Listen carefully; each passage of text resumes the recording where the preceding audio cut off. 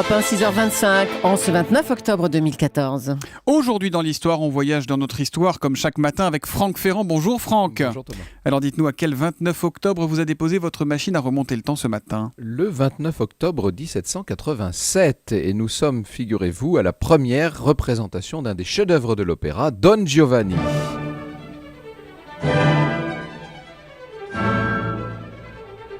On pourrait continuer à l'écouter comme ça. Un grand classique de l'opéra composé par Mozart, Oui, Don bien Giovanni. sûr, Mozart, qui d'ailleurs était ce soir-là lui-même au Théâtre des États à Prague pour diriger son opéra. Alors, il a écrit la musique, bien entendu. Le livret est du poète Lorenzo da Ponte, qui s'est inspiré du mythe de Don Juan, comme Molière notamment l'avait fait avant lui. C'est le dramaturge Tirso de Molina qui, en 1630, avait créé ce personnage dans une pièce intitulée Le Trompeur de Séville. Probablement une pièce d'ailleurs avec une origine réelle.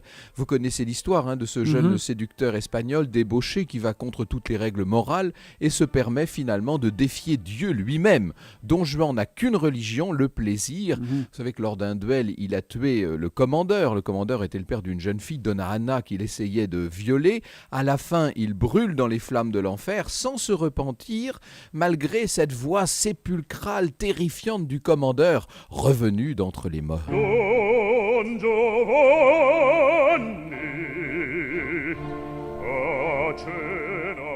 Alors Franck, ce 29 octobre 1787, on est donc à Prague pour cette première. Comment elle est reçue cette pièce? Alors à Prague, c'est un véritable triomphe. Ce ne sera pas la même chose à Vienne l'année suivante parce que Vienne est une ville plus conservatrice. Fait étonnant, Casanova est dans la salle ce soir-là.